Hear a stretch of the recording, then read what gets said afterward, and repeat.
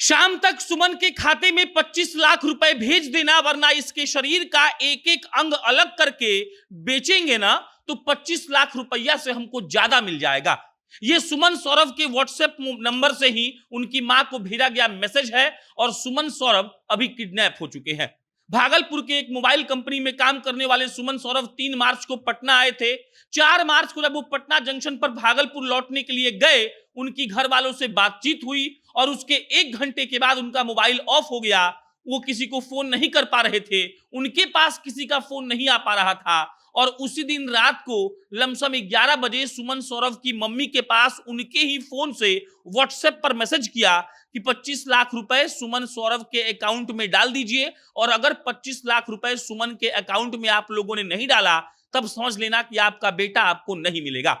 यह कहानी अपहरण की है, उस बिहार के अपहरण की जहां से 3 दिन पहले एनएमसीएच के एक डॉक्टर साहब गायब हुए हैं और उनका कोई भी सुराग अब तक नहीं मिला है। और उसके 2 दिनों के बाद भागलपुर के सुमन सौरभ पटना आते हैं, एक दिन एग्जीबिशन रोड के एक होटल में रहते हैं और उसके बाद जब वापस लौटने के लिए पटना जंक्शन जाते हैं, वहां से अपने परिवार वालों को बकायदा फोन करते हैं, लेकिन उसके आधे घंटे के बाद उनके घर वाले उनसे बात नहीं कर पा रहे थे, उनसे कोई भी कनेक्शन स्थापित नहीं हो पा रहा था और देर रात उनकी मां के पास मैसेज आया कि 25 लाख रुपए सुमन के अकाउंट में डालिए और अगर आप नहीं डालेंगी तो अपने बेटा को कभी देख नहीं पाएंगी। उसके बाद सुमन सौरभ के पूरे परिवार वाले जाकर थाना में केस दर्ज करवाते हैं। पुलिस इस बात की दावा करती है कि हम उनको खोज कर निकालेंगे, लेकिन आप सोच कर देखिए कि एक मां के पास इस बात का मैसेज आता है कि 25 लाख रुपए आप डालिए अकाउंट में, वरना शरीर का अलग अलग अंग अलग अलग करके अलग अलग जगह बेचेंगे और अगर हमने ऐसा किया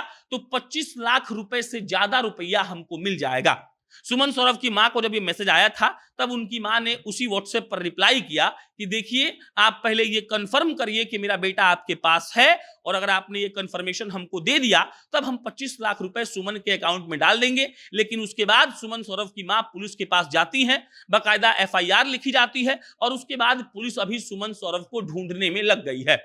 हम जब बच्चे थे तो 1990 के आसपास की कहानी को सुनते थे। लोग कहते थे कि 1990 में क्या होता था कि डॉक्टर साहब क्लिनिक से शाम के 7 बजे निकलते थे और उसके बाद बीच रास्ते में ही उनकी गाड़ी गायब हो जाती थी। गाड़ी अगले दिन मिलती थी लेकिन डॉक्टर साहब 1 करोड़ देने के बाद ही मिलते थे। हमें लगता था कि ऐसा नहीं हो सकता है, लेकिन देखिए आज हम माइक लेकर पटना में खड़े हैं और हम खबर कर रहे हैं कि एक आदमी जिसका नाम सुमन सौरभ है, वो बाकायदा मोबाइल